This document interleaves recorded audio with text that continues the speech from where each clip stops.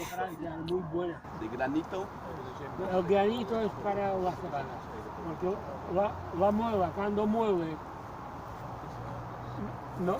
no hace esto, está así, porque resulta que para entrar el grano en la muela de molturar, si no tiene una entrada no puede entrar, pero para molturar tiene que estar apretado.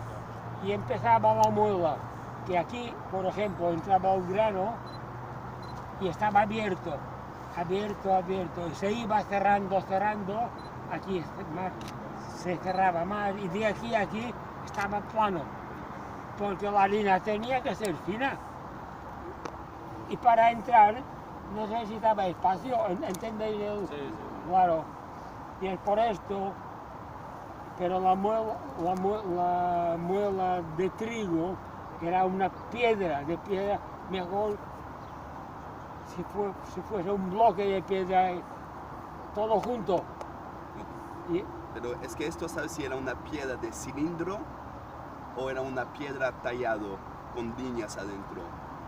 Aquella piedra de cilindro, esta era una rueda. Sí, Lo que la muela todas, tanto las de trigo como las de cebada, tenían lo que dicen en mallorquín, unos regates, ranuras, porque la harina una vez molturada tiene que salir y ha de salir por las ranuras y la muela cuando moltura la harina siempre sale entera o integral.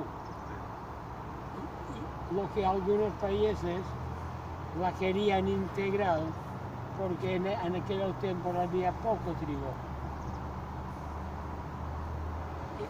Y en vez de sacarle el 20% o el 25% de la fábrica, ellos tenían lo que en mallorquín dimen un sedazo, ¿sabes qué es?